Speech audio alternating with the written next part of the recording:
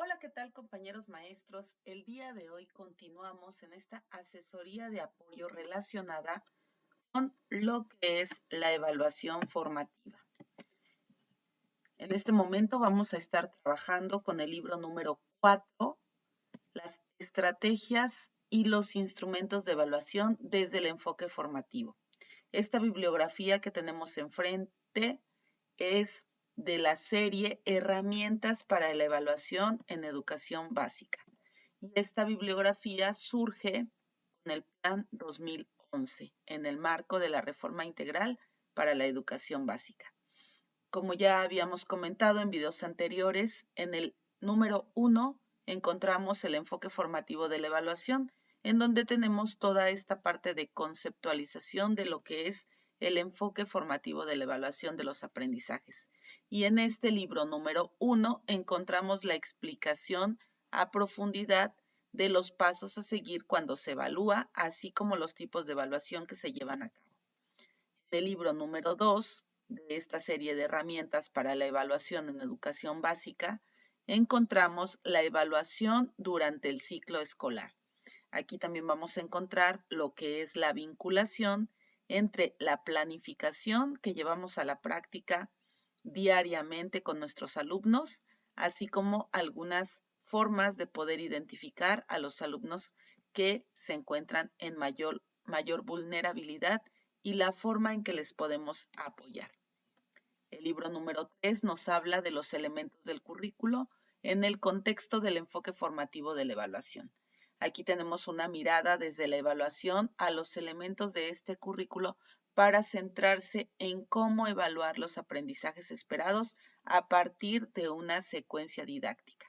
En este libro nosotros encontramos todo lo que se refiere al Plan 2011.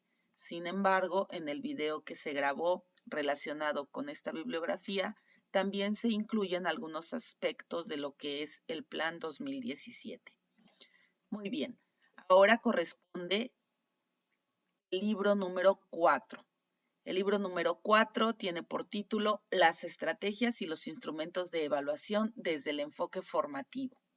Aquí se presentan diversas estrategias e instrumentos de evaluación conforme a lo establecido en los programas de estudio y se dan sugerencias de cómo elaborarlos. También se identifica qué es lo que permite evaluar cada uno de ellos. Este también es un libro muy interesante, sobre todo para quienes se encuentran estudiando para este proceso de lo que será la promoción horizontal. También este video puede servir para quienes están buscando tener una plaza docente.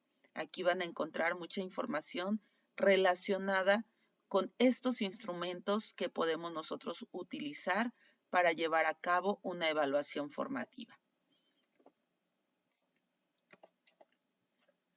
Bien, al hablar de estrategias de evaluación, nosotros tenemos que conocer qué es esto, qué es una estrategia de evaluación. Bueno, aquí Díaz Barriga y Hernández nos dicen que una estrategia de evaluación es el conjunto de métodos, técnicas y recursos que utiliza el docente para valorar el aprendizaje del alumno. Obviamente, estas estrategias de evaluación son particulares. Cada docente es el responsable de identificar cuáles van a ser estas estrategias de evaluación que va a llevar a cabo de acuerdo al contexto en el que esté trabajando y obviamente de acuerdo a las características del grupo que esté atendiendo. Los métodos. ¿Qué son los métodos? Bueno, pues los métodos son los procesos que orientan el diseño y la aplicación de estrategias. Tenemos que tener muy claro que estos métodos también van a estar obviamente diseñados para el tipo de alumnos que estemos nosotros atendiendo. Las técnicas son las actividades específicas que llevan a cabo los alumnos cuando aprenden. Dentro de los recursos nos encontramos que son los instrumentos o herramientas que permiten tanto a los docentes como a los alumnos y obviamente también a los padres de familia el tener información específica acerca del proceso de enseñanza y de aprendizaje. Tanto las técnicas como los recursos se trabajan de forma individualizada de acuerdo al tipo de alumnos que atendemos en nuestro salón de clase. Los docentes somos los encargados de identificar las características de nuestros alumnos para poder determinar cuáles van a ser las técnicas que vamos a utilizar con ellos y cuáles van a ser los recursos con los que vamos a obtener información de su proceso de aprendizaje.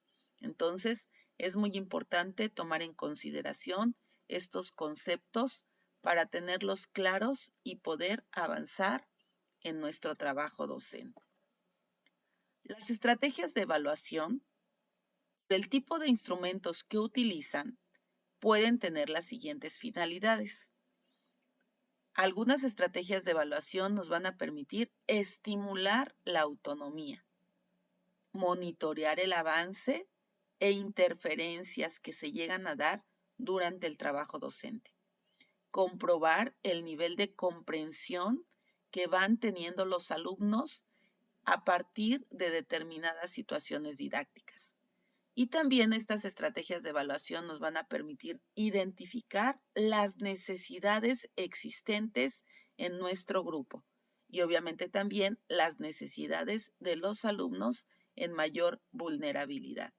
O en general, hay alumnos que a pesar de que van muy bien en su evaluación, en sus procesos, también tienen ciertas necesidades que si las identificamos de manera puntual, vamos a lograr que esos alumnos avancen aún más en el caso de ir bien.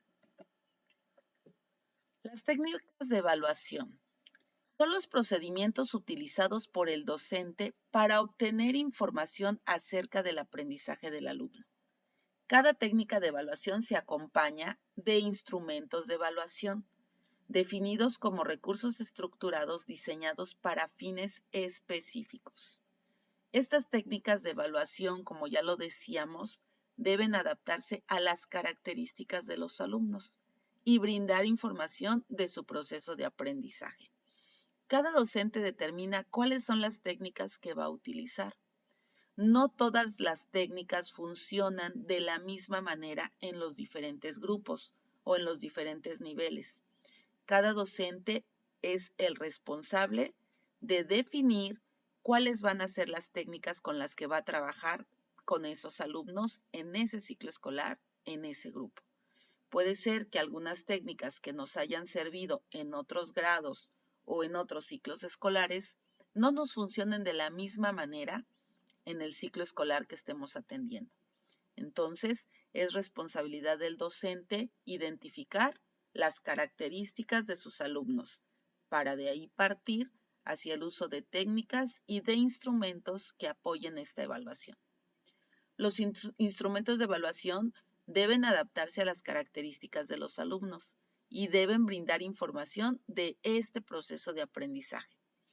Es necesario seleccionar con mucho cuidado estos instrumentos, ya que con ellos vamos a poder obtener la mayor cantidad de información necesaria para lo que será nuestra evaluación formativa y en algún momento la evaluación sumativa, que va a permitir que el alumno tenga las calificaciones que merece, con base obviamente en estas evidencias y tomando en cuenta estos instrumentos de evaluación.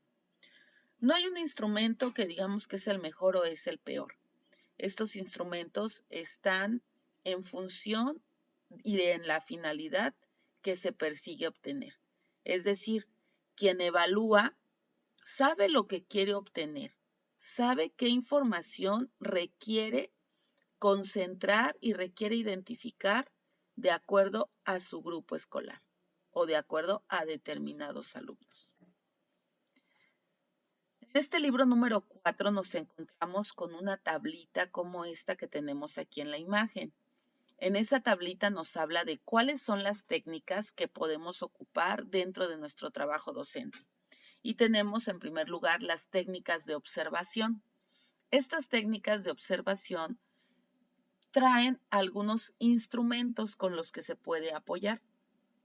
Por ejemplo, la guía de observación, el registro anecdótico, el diario de clase, el diario de trabajo o la escala de actitudes. Esta escala de actitudes y valores obviamente nos permiten evaluar eso, las actitudes y valores del alumno. Los otros instrumentos que se muestran aquí nos permiten evaluar tanto conocimientos como habilidades y actitudes y valores. Tenemos otra técnica que es la de desempeño de los alumnos. Esta técnica contiene algunos instrumentos, dentro de los cuales podemos mencionar las preguntas sobre el procedimiento, los cuadernos de los alumnos y organizadores gráficos. Con estos tres instrumentos podemos evaluar aprendizajes y habilidades. Y únicamente con el cuaderno del alumno podemos evaluar tanto conocimientos como habilidades, como actitudes y valores. Tenemos la técnica de análisis de desempeño, en donde se incluyen los instrumentos del portafolio, la rúbrica y la lista de cotejo. Con estos instrumentos podemos evaluar conocimientos y habilidades. Y únicamente con la rúbrica y la lista de cotejo también podemos valorar las actitudes y los valores de nuestros alumnos. La técnica de interrogatorio nos habla de instrumentos que son tipos textuales, como pudieran ser el debate y el ensayo, y de tipo oral y escrito, como son obviamente todas las pruebas escritas. A través de estos instrumentos podemos evaluar conocimientos y habilidades.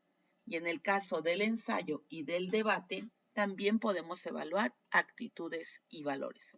Esta tablita aparece ahí en ese libro número 4 y obviamente nos va detallando uno por uno todos los instrumentos que aquí aparecen. En este momento nosotros vamos a revisar en forma de resumen lo más importante de cada uno de estos instrumentos. Sin embargo, si ustedes requieren información en específico de un instrumento de evaluación, lo pueden consultar en este libro número 4 y ahí van a encontrar una información muy amplia de cada uno de estos instrumentos. Vamos a iniciar entonces con las técnicas de observación. Las técnicas de observación nos permiten evaluar los procesos de aprendizaje en el mismo momento en que se producen. Las técnicas de observación se dividen en sistemática y asistemática. La forma sistemática es aquella que define de manera previa los propósitos que se van a observar.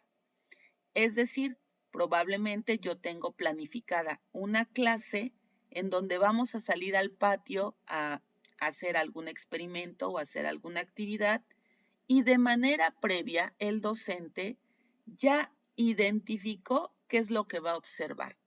A lo mejor solamente quiere observar cómo se relacionan los alumnos en cuanto a sus actitudes y valores, o probablemente quiere observar de qué manera llevan a cabo el proceso para esa actividad. Entonces, de manera previa, el docente ya sabe lo que va a observar. Por eso se le llama técnica de observación sistemática. Yo sé qué es lo que voy a observar con esos alumnos, lo tengo ya muy claro y muy bien definido. La técnica de observación asistemática registra la mayor cantidad de información posible de alguna situación de aprendizaje, pero no focaliza algún aspecto en particular. Tomando como ejemplo, nuevamente, la planificación de una actividad fuera del aula, el docente puede comenzar con su actividad y puede dejar a los niños trabajando de forma autónoma y él solamente está observando y monitoreando y va registrando la mayor cantidad de información de lo que observa, pero no de una forma específica o particular, sino de forma general. Al finalizar esta observación, el docente podrá definir de todo eso que observó, qué es lo que va a necesitar para poder hacer su proceso de evaluación. Entonces, esta es la diferencia entre lo que sería una técnica de observación sistemática y una técnica de observación asistemática. En la primera, ya sé que voy a observar. En la segunda, observo todo y al final solo identifico lo que me sirva mejor en esa actividad que voy a realizar para realizar la evaluación de mis alumnos. La guía de observación, por lo tanto, es un instrumento que se basa en una lista de indicadores que pueden redactarse como afirmaciones o como preguntas y tienen la finalidad de orientar el trabajo de observación dentro del aula o fuera del aula en aquellas actividades que así lo requieran, y obviamente puede utilizarse para observar las respuestas de los alumnos en alguna actividad, durante una secuencia didáctica, durante un periodo o en algún momento del bimestre o del ciclo escolar. La finalidad, obviamente, es centrar la atención en aspectos específicos que resulten relevantes para el proceso de evaluación. Y también pretende observar aspectos diversos y analizar las interacciones del grupo, ya sea con los contenidos, con los materiales, con el propio docente y también con sus compañeros del grupo.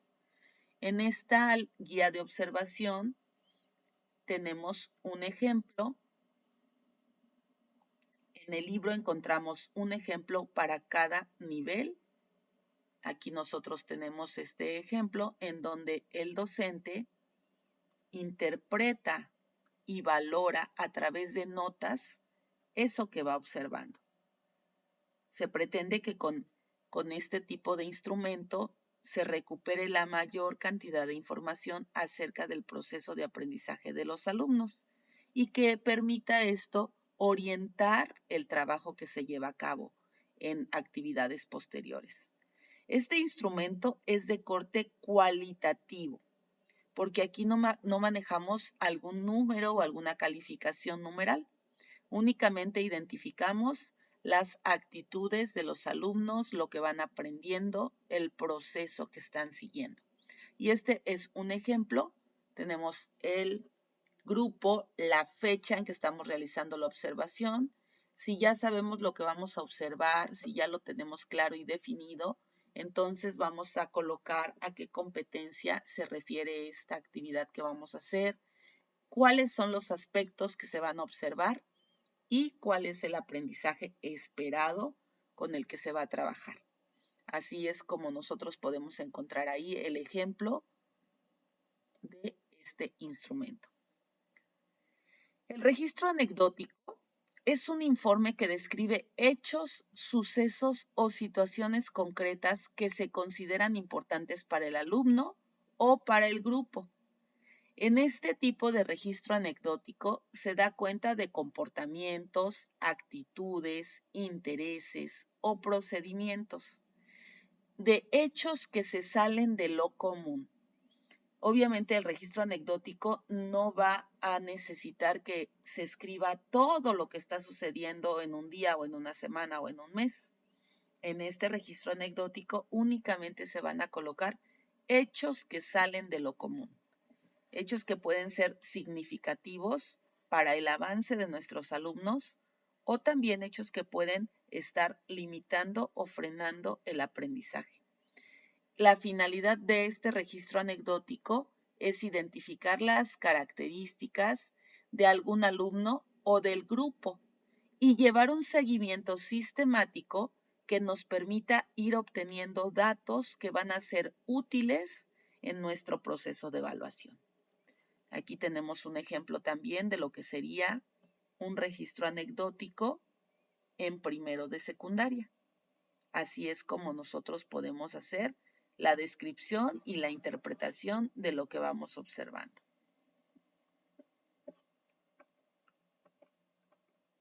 El diario de clase. El diario de clase es otro instrumento que también nos permite registrar de forma individual la experiencia personal de los alumnos. El diario de clase se utiliza propiamente para expresar comentarios, opiniones, dudas o para que el alumno identifique lo que fue aprendiendo en ese día. Aquí también nosotros podemos, al momento de revisar, plasmar sugerencias relacionadas con las actividades que el alumno va realizando. Tenemos aquí el ejemplo, dice que aprendí hoy, qué me gustó más y por qué fue lo más difícil, si lo hubiera hecho de otra manera, cómo sería. De alguna forma el diario de clase permite llegar a una autoevaluación. Y este diario de clase también sirve como un insumo para verificar el nivel de logro de los aprendizajes de los alumnos. En este diario de clase, el alumno tiene total libertad de escribir lo que considere necesario. Debemos considerar que el diario de clase, si lo utilizamos de manera constante, pues obviamente en algún momento va a perder esa finalidad y va a ser un poco aburrido para el alumno estar contestando todos los días preguntas sobre lo que aprendieron. Sin embargo, sí lo podemos utilizar de manera rotativa, en donde el alumno se lleve su diario de clase, escriba, el día de mañana se le puede entregar a otro alumno y así se va rolando en el grupo para que los alumnos vayan escribiendo. Y obviamente esto también genera cierta motivación en los niños o en los jóvenes de que el día que les toque, pues obviamente tienen que esforzarse en hacer una buena redacción, en poder plasmar sus dudas o lo que fueron aprendiendo. Esta es una forma en que se puede trabajar el diario de clase y cuando el docente lo recibe, pues obviamente tendrá un parámetro general del grupo de lo que fueron aprendiendo en determinados momentos. Este diario de clase permite hacer un seguimiento del proceso formativo de los alumnos a través de la observación y a través de las evidencias escritas se puede identificar el desarrollo cognitivo. Como les decía, puede ser de un alumno en particular o del grupo en general. Aquí también nosotros podemos identificar cuestiones actitudinales, los intereses del niño, porque probablemente lo que para algún niño puede ser interesante, para otro puede ser aburrido. Y entonces aquí en este diario nosotros nos damos cuenta de esos intereses que los alumnos tienen, así como de las actitudes. En algunas ocasiones cuando se trabaja este diario de clase, hay alumnos que olvidan regresarlo al siguiente día. Y ahí nos damos cuenta también de la responsabilidad que ese alumno está formando. Entonces es importante poder trabajar este instrumento de evaluación de forma individual y también de forma grupal. Así es como lo podemos hacer. El diario de trabajo es otro instrumento para recopilar información.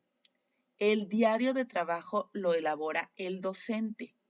Este diario de trabajo es más común verlo en el nivel de preescolar, porque aquí es donde los maestros, las maestras de preescolar están todos los días observando a sus alumnos y van anotando todo lo que van observando para poder hacer su evaluación de forma cualitativa.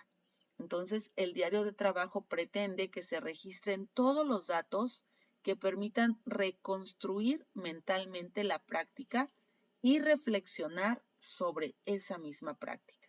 Obviamente este diario de trabajo tiene que ser realizado al terminar una jornada para evitar algún olvido de situaciones que pudieran ser importantes dentro de este proceso formativo de evaluación. La escala de actitudes refleja ante qué personas, objetos o situaciones un alumno tiene actitudes favorables o desfavorables. Este tipo de escala de actitudes a veces las podemos utilizar cuando identificamos a algún alumno que pudiera estar en alguna situación presentando déficit de atención o presentando hiperactividad. Este tipo de instrumento nos sirven para identificar cuáles son sus actitudes, de acuerdo a determinadas circunstancias. En algunos centros de trabajo en donde hay USAER entrega al docente responsable una escala de actitudes para que el docente pueda identificar la forma en cómo se comporta determinado alumno.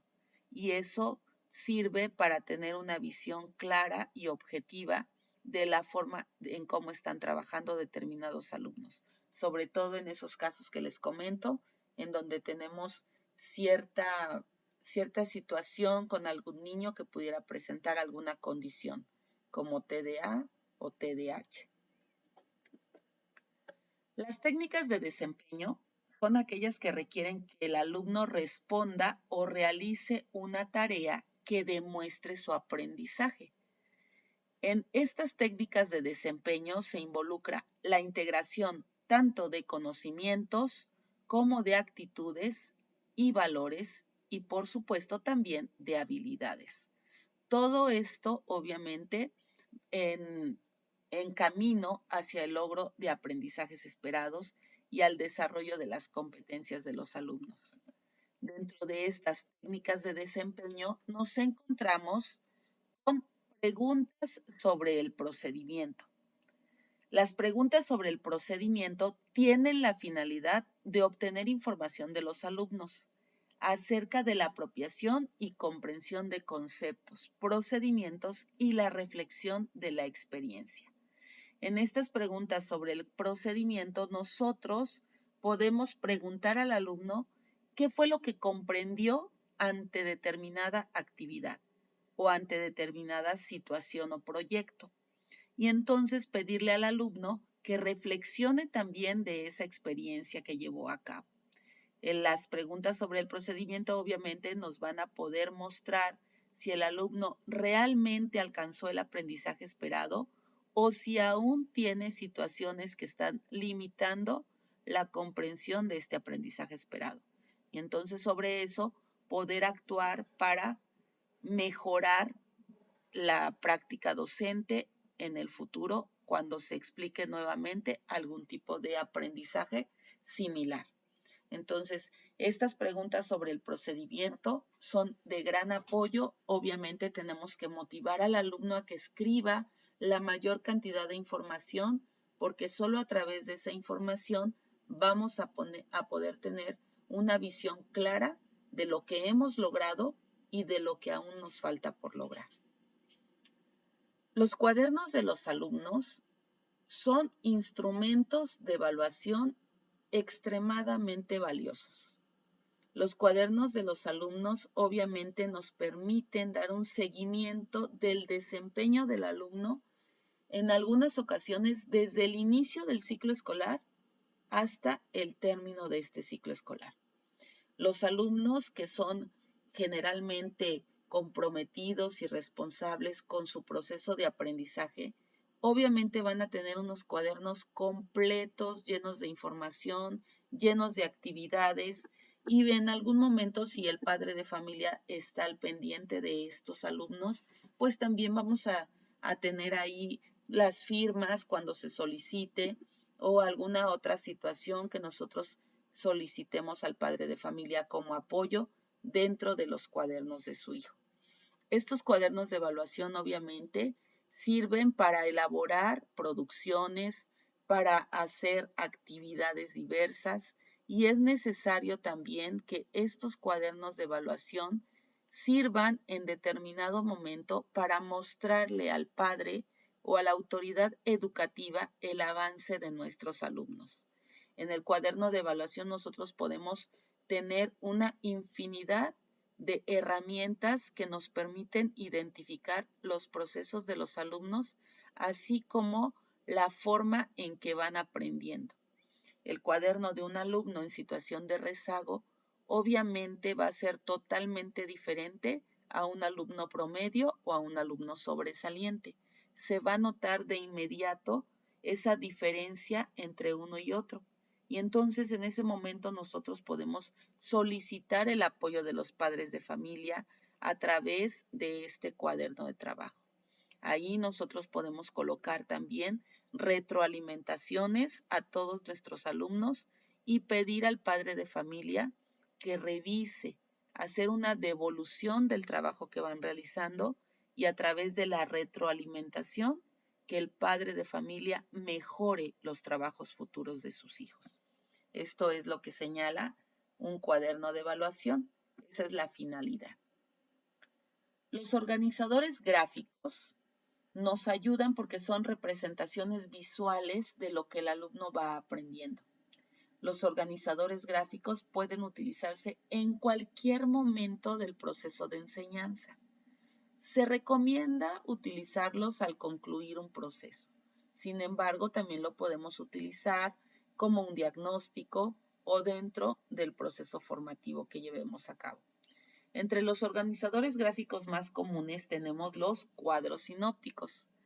Estos cuadros sinópticos nos sirven para organizar la información de manera jerárquica, estableciendo relaciones entre unas ideas y otras, así como separando aquella información que nosotros identifiquemos que tenemos que colocar en espacios específicos, ya sea para tenerlas mejor enfocadas o para tomarlas en cuenta en algún momento cuando se requiera explicar la información que contiene.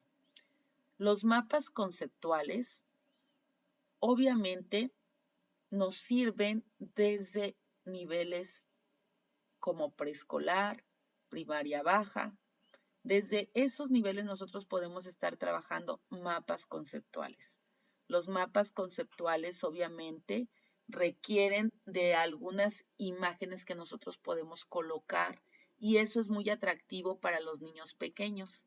Si los niños pequeños comienzan a trabajar con mapas conceptuales, cuando lleguen a quinto, sexto o a secundaria, ellos tendrán dominados esta forma de trabajo y obviamente será muy fácil para ellos el poder trabajar con este tipo de organizadores gráficos.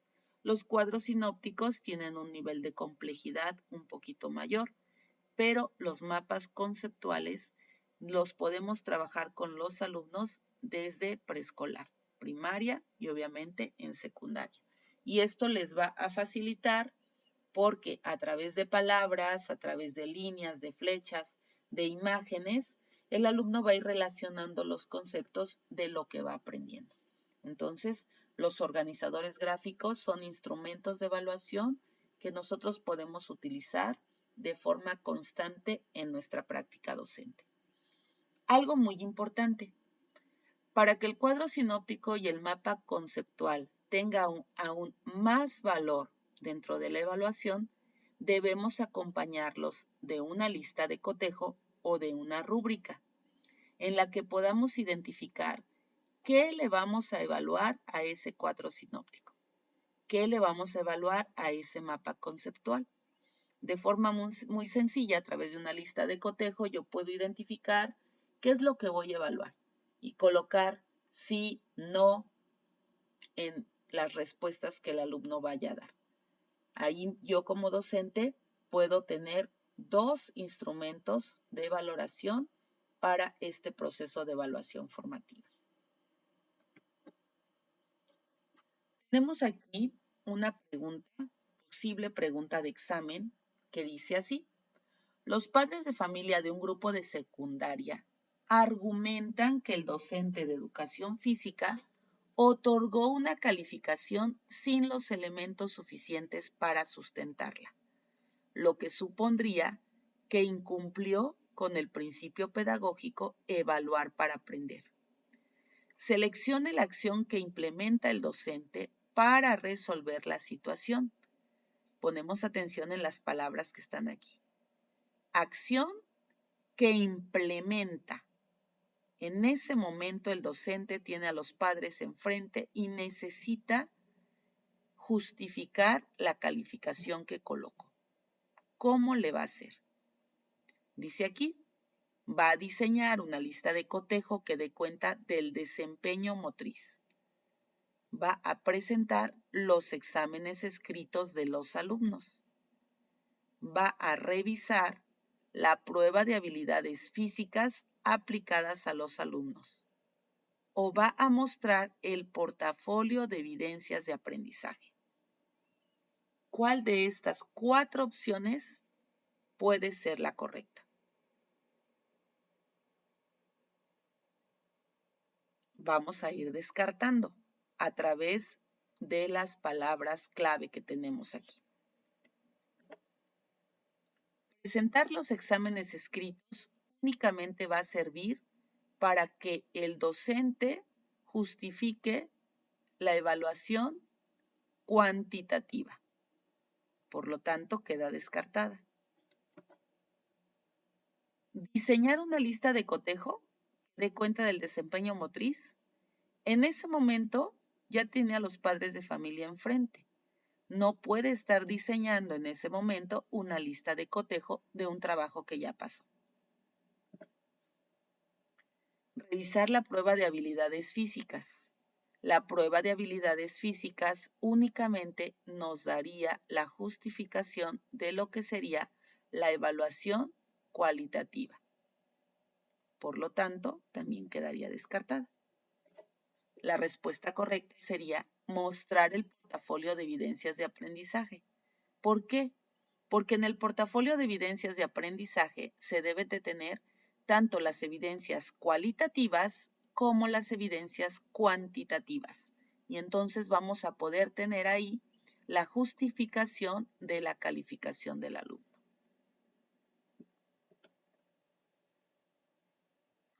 La lista de cotejo. La lista de cotejo es una lista de palabras, de frases o de oraciones que señalan con precisión las tareas, acciones, procesos y actitudes que se desean evaluar. La lista de cotejo generalmente se organiza en una tabla en la que se consideran los aspectos que se relacionan con las partes relevantes del proceso y los ordena según la secuencia de realización. En esta lista de cotejo que tenemos aquí enfrente, nos marca los criterios. ¿Cuáles son los criterios con los que va a evaluar el docente?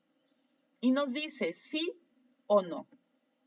Obviamente la lista de cotejo no nos permite apreciar otros aspectos.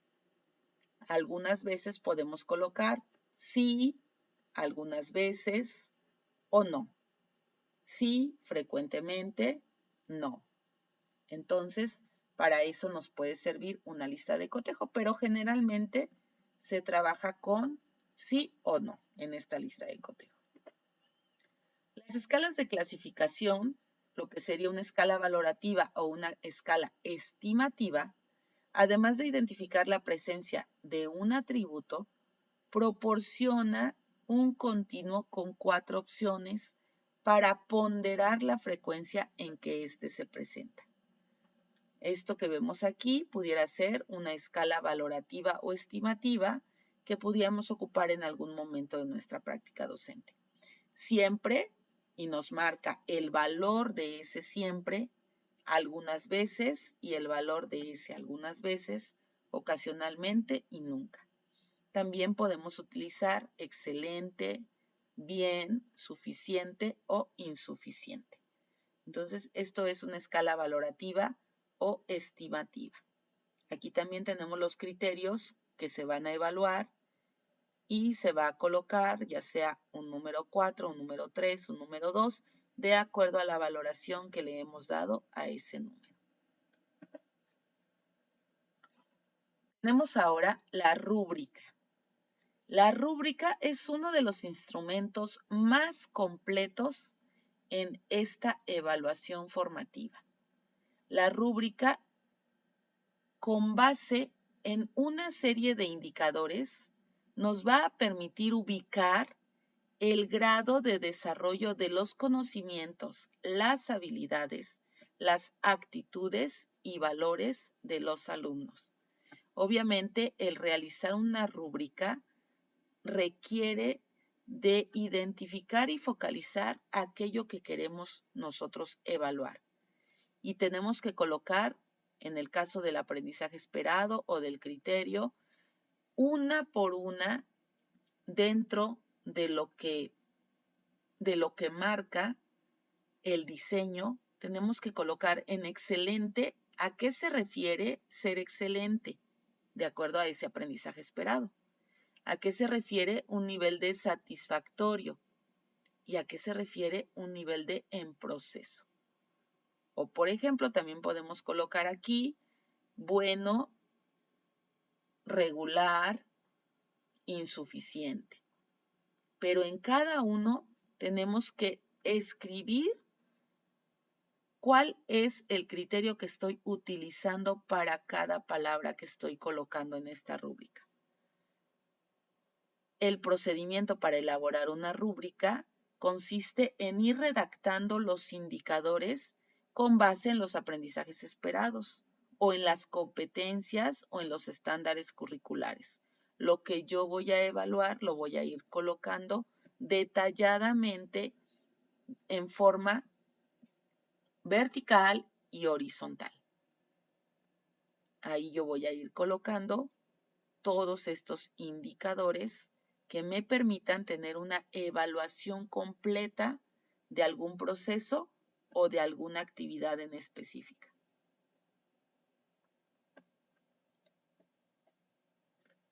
Las técnicas de interrogatorio pueden ser de tipo textuales, orales y escritas. Estas técnicas de interrogatorio nos ayudan a identificar cuál es el aprendizaje que el alumno ha adquirido y la forma en que se desenvuelve a través de situaciones comunicativas.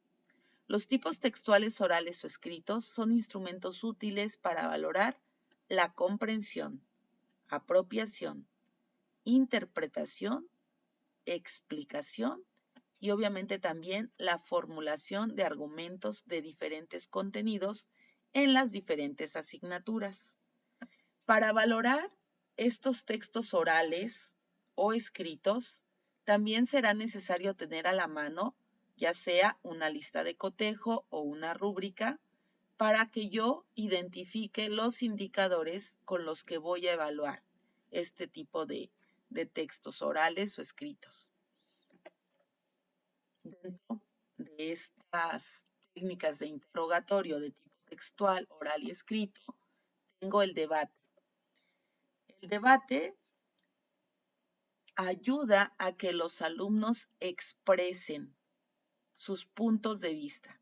Obviamente, para realizar un debate se tiene que generar un ambiente de confianza y de respeto entre los involucrados. A través del debate se sustentan las posturas y los argumentos de los participantes. Se genera una discusión estructurada para que el alumno exprese puntos de vista a favor o defienda aquellos puntos de vista que están en contra de lo que se está trabajando en ese debate.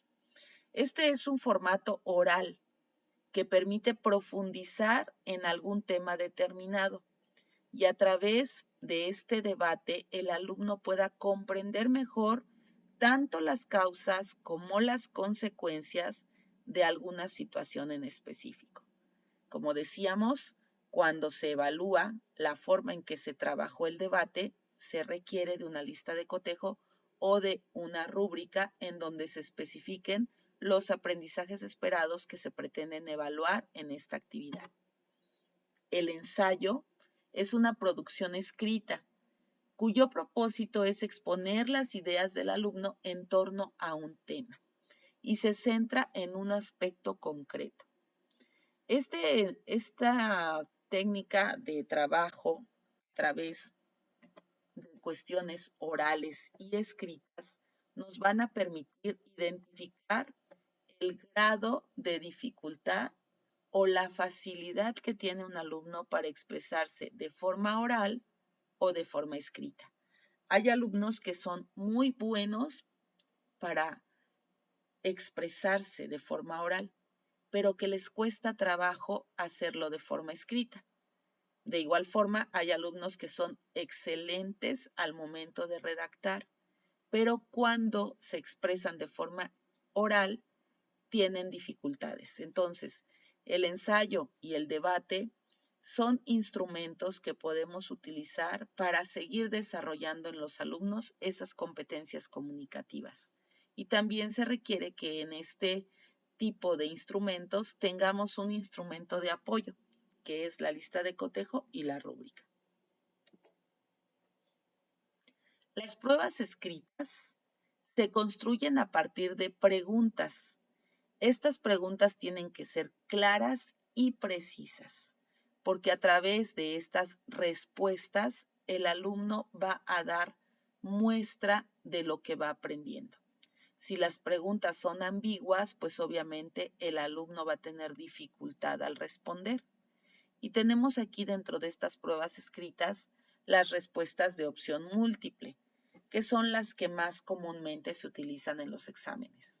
Tenemos las preguntas de base común, de ordenamiento, verdaderas o falsas, de correlación, que a través de columnas con ideas se van relacionando con otras. Tenemos también pruebas escritas para completar ideas. Se le da al alumno un planteamiento incompleto y él lo termina de acuerdo a lo que conoce. Las respuestas abiertas de respuesta única, pues obviamente requieren de una respuesta en específico. Y en estas respuestas abiertas también es importante que el alumno sepa que no únicamente va a contestar con un sí o con un no, que a veces es necesario escribir un poquito más para dar una respuesta más clara. Para elaborar pruebas escritas es necesario identificar qué aprendizajes esperados se van a evaluar, así como determinar el tipo de pregunta y el número de reactivos que se necesitan para poder identificar el aprendizaje del alumno. Las pruebas escritas obviamente deben ser objetivas, deben tener validez. Esa validez nos tiene que conducir al logro de ese propósito de evaluación. Deben ser confiables. El grado de exactitud con que cada pregunta mide el aspecto que se desea evaluar. Tiene que ser confiable esa pregunta, me tiene que demostrar realmente qué es lo que el alumno está aprendiendo. Tienen que ser claras. Las instrucciones que se den en este tipo de preguntas tienen que tener claridad. De lo contrario, si no son claras, obviamente el alumno va a contestar de forma errónea. Y se le tiene que asignar un valor a cada pregunta o reactivo. Algunas veces en los exámenes hay preguntas conceptuales que valen menos que una pregunta que requiera hacer un procedimiento o que requiera generar algún otro tipo de reflexión. Entonces se le asigna un valor a cada pregunta para poder obtener una calificación final. Las pruebas de respuesta abierta, que también son conocidas como pruebas de ensayo o pruebas subjetivas. Estas pruebas de respuesta abierta se construyen a partir de preguntas. Y estas preguntas dan total libertad para responder, de acuerdo a los conocimientos que se tengan o de acuerdo a los puntos de vista de quien va a responder. Este tipo de preguntas de respuesta abierta permiten evaluar la lógica de la reflexión del alumno, así como su capacidad para comprender y su capacidad para expresarse. No tan solo evalúan el conocimiento del contenido, sino también el procedimiento que el alumno utilizó para el análisis y para dar coherencia a esa respuesta. Este tipo de respuestas abiertas, además de evaluar los conocimientos, también evalúa la forma en que el alumno está redactando. Muchas veces podemos tener la respuesta correcta, pero si no sabemos realmente cómo redactarla, podemos tener errores al dar estas respuestas. Entonces, es importante que cuando realicemos este tipo de preguntas abiertas, seleccionemos muy claramente cuál es el aprendizaje que quiero evaluar, a dónde quiero llegar con la respuesta de esta pregunta. Dentro de las técnicas para el análisis de desempeño nos encontramos con el portafolio. o portafolio de evidencias, como lo conocemos.